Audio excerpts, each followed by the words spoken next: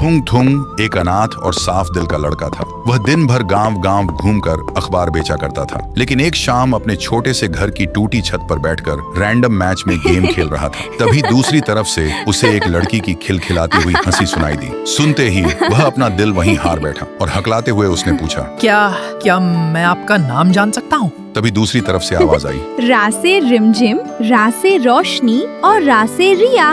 और तुम?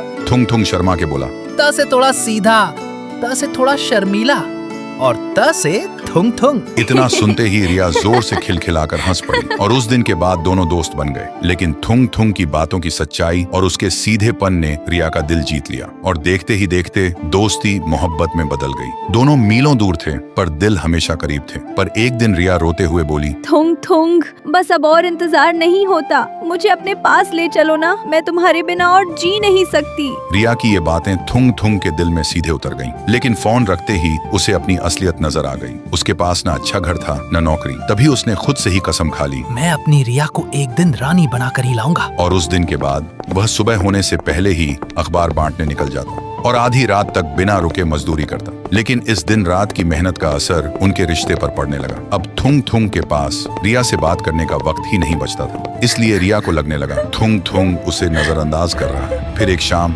रिया ने गुस्से में फोन किया और बोली, तुम बदल गए थुंग थुंग, तुम पहले जैसे बिल्कुल नहीं रहे। दूसरे लड़कों को देखो, वो अपनी गर्लफ्रेंड को कितना वक्त देते हैं, और तुम तो 1% भी वैसे नहीं हो जैसा मैं चाहती थी। पता नहीं फिर भी तुमसे प्यार क्यों करती हूँ।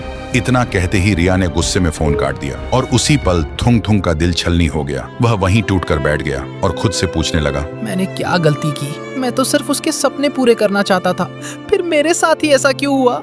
और उस दिन के बाद दोनों की बातचीत बंद हो गई। थुंग थुंग अंदर से टूट गया क्योंकि रिया के वह लफ्ज हर पल उसके दिल और दिमाग में चुभते रहते थे। इसलिए उसने काम पर जाना छोड़ दिया, खाना पीना भी छोड़ दिया और धीरे धीरे उसकी तबीयत बिगड़ती गई। फिर एक दिन रिया का फोन आया, लेकिन थुंग थुंग के हाथों में अब इतनी भी ताकत नहीं बची थी कि वह फोन तक उठा सके। और ऐसे ही कई दिन तक जब थुंग थुंग ने फोन नहीं उठाया, तब घबरा कर रिया उससे मिलने उसके घर पहुंची। लेकिन जैसे ही वह उसके घर के पास पहुंची, उसने देखा घर के बाहर लोगों की भीड़ लगी हुई थी। देखते ही रिया का दिल धड़क उठा और वह भीड़ चीरते हुए अंदर गई और अंदर का मंजर देखते ही उसकी रूह कांप उठी। थुंग थुंग जमीन पर शांत पड़ा था, उसका शरीर सूख कर हड्डियों का ढांचा बन चुका था। तभी गांव की एक औरत रिया के पास आई और उसके हाथ में एक चिट्ठी रख दी। रिया ने कांपते हाथों से वह चिट्ठी खोली। उसमें लिखा था, मेरी जान रिया, तुम्हें लगा मैं तुमसे दूर हो गया था, पर मैं तो हर दिन तुम्हारे और करीब आने की कोशिश कर रहा था।